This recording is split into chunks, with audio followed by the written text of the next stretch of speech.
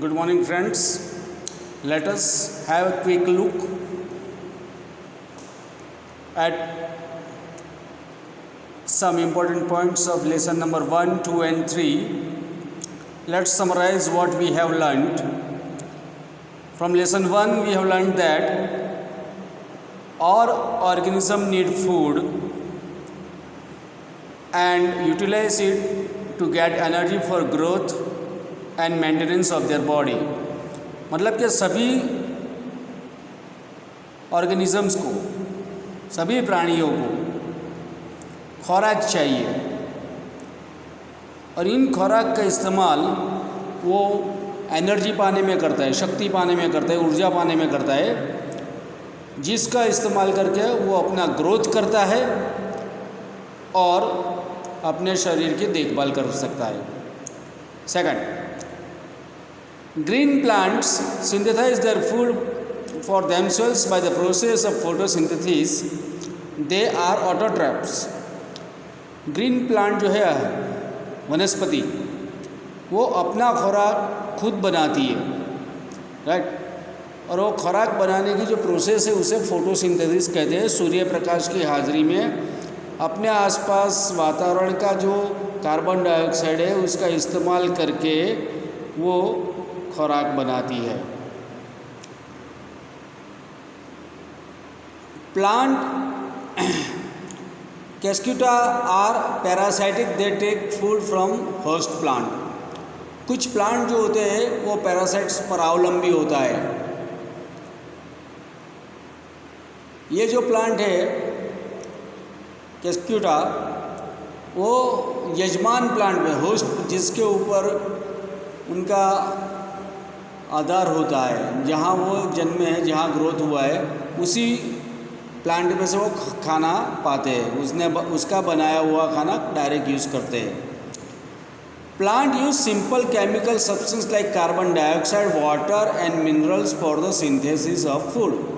Plant जो है वो सरल पदार्थ का इस्तेमाल करते हैं खुराक बनाने में, जैसे कि कार्बन डाइऑक्साइड, वाटर, पानी और मिनरल जो उसने ज़मीन में से रूट के द्वारा एब्सॉर्ब किया है विथ वाटर, उसका उपयोग करके वो खुराक बनाते हैं। Chlorophyll, water, carbon dioxide, sunlight are the essential requirement for photosynthesis. Chlorophyll, water, carbon dioxide and sunlight, ये चार चीज़ जो है, सूर्य प्रकाश है, पानी है, कार्बन डाइऑक्साइड वायु और क्लोरोफिल, हरित कण जिसे हरित द्रव्य कहते हैं, ये प्रकाश संश्लेषण यानी कि फोटोसिंथेसिस होने के लिए बहुत ही ज़रूरी है। Complex chemical substances such as carbohydrates are produce of photosynthesis. जटिल पदार्थ, बराबर, जैसे कि कार्बोहाइड्रेट, वो फोटोसिंथेसिस के दौरान बनते हैं। Solar energy is absorb by the chlorophyll present in leaves of plant.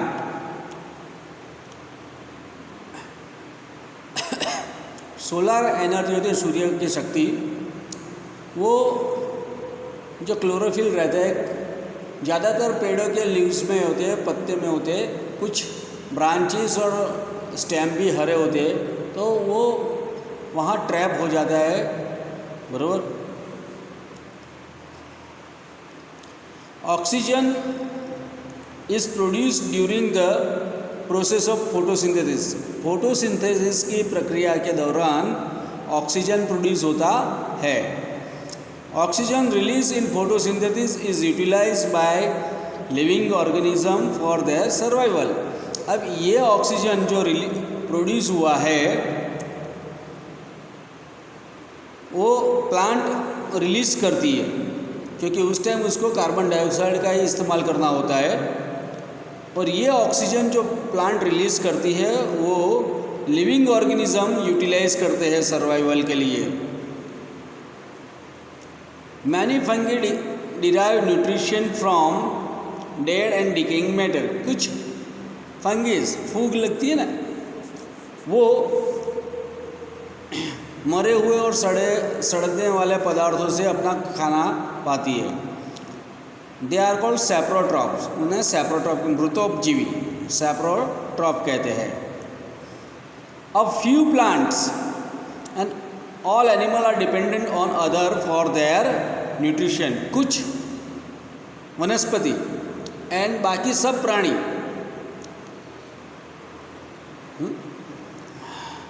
वो एक दूसरे पे आधारित है अपने न्यूट्रिशन के लिए, पोषण के लिए, एंड आर कॉल हिट्रोट्रॉप, और उसे हिट्रोट्रॉप कहते हैं। तो ये मेन पॉइंट थे या लेसन नंबर 1 के, ये हमने सीखा, ये हमें याद रखना है कि हमने क्या क्या सीखा है, बरोबर। अब लेसन 2 में कुछ बात करनी है मेरे मुझे कि working of stomach was discover by strange accident. एक आकस्मिक रीते हमारा स्टमक कैसा काम करता है वो शोधा गया था। In 1822 a man name Alexis Saint Martin was badly hit by shotgun. एक एलेक्सिस मार्टिन नाम का आदमी 1822 में गंभीर से घायल हुआ था। The bullet had seriously damage the chest wall and made a hole in the stomach. Chest wall को, छाती का जो पिंजरा होता है, वो चीर के स्टमक में उसने होल कर दिया था, बंदूक की गोली लगी थी उससे। He was brought to an American army doctor William Beaumont. तो उसे अमेरिकन डॉक्टर के पास ले गया, William doctor. The doctor save the patient but could not close the hole properly. Doctor ने पेशेंट को तो बचा लिया, लेकिन जो स्टमक में होल पड़ा था उसको वो ठीक तरह से बंद नहीं कर पाया। एंड लेफ्ट इट बैंडेज, उसको पट्टी मार के छोड़ दिया।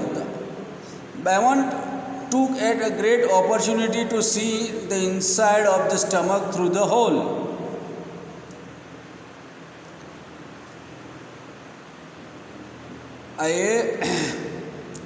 डॉक्टर ने एक बहुत ही बहुमूल्य तक चांस लिया कि स्टमक के अंदर क्या हो रहा है। He made some wonderful observation, उसने बहुत आश्चर्यकर ऑब्जर्वेशन की, अवलोकन किया। He found that the stomach was churning food, churn कर रहा है फूड को, बराबर। Its walls secreted fluid which could digest the food. उनकी दीवारों से कुछ ऐसा लिक्विड निकलता है जो खुराक को पचाता है। He also observed that the end of the stomach open into the intestine only after the digestion of the food inside the stomach is completed. जब स्टमक के अंदर खाने का पाचन हो जाता है तभी वो उनका एक एंड जो है वो इंटेस्टाइन में खुलता है।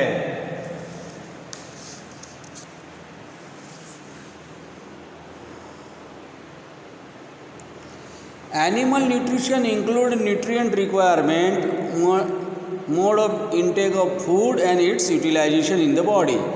एनिमल का जो न्यूट्रिशन है वो क्या क्या इंक्लूड करता है? न्यूट्रिएंट, कौन से न्यूट्रिएंट चाहिए, न्यूट्रिएंट रिक्वायरमेंट, किस तरह से वो खाना लेते हैं, खुराक खाते हैं, और यूटिलाइजेशन इन द बॉडी, उनका क्या इस्तेमाल खुराक में होता है, क्या यूज़ होता है। The human digestive system consist of alimentary canal and secretary gland. Alimentary canal जो है अन्नवाहक नली, उसका और जो सीक्रेट जूस करते हैं और ग्लैंड्स, ये सारी ग्लैंड का मिलकर डाइजेस्टिव सिस्टम में समावेश होता है।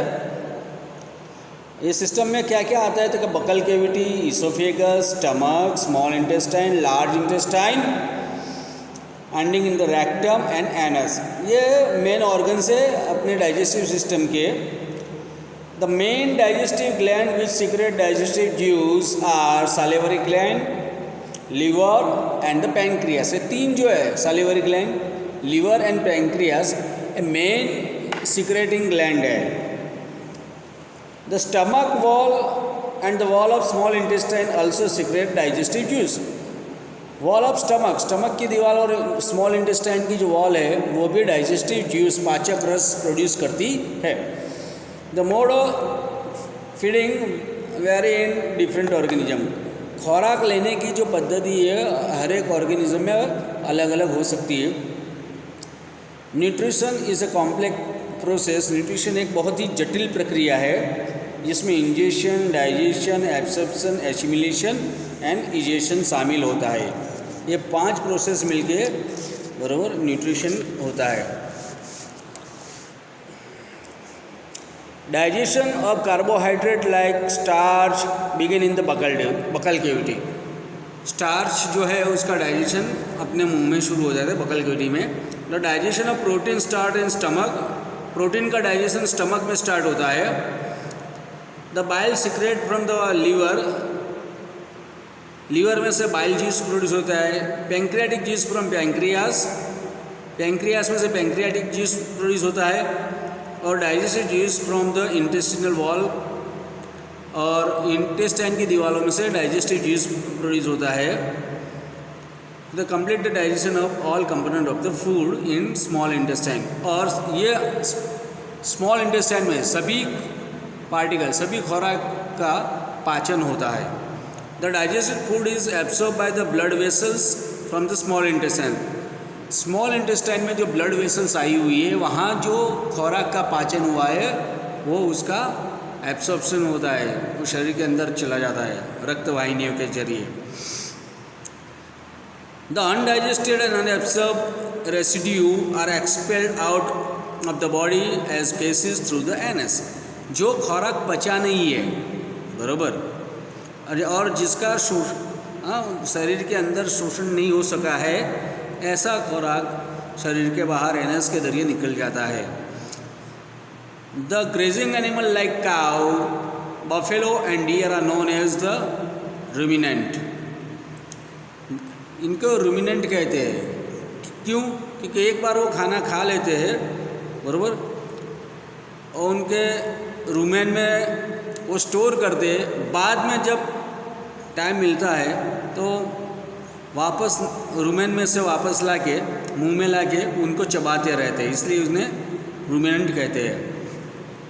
Amoeba ingest it food with the help of its false feet और स्यूडोपोडिया, अमीबा जो है उनका खुराक को फॉल्स फीड मतलब गलत, जिसे है नहीं आया उसे स्यूडोपोडिया कहते हैं।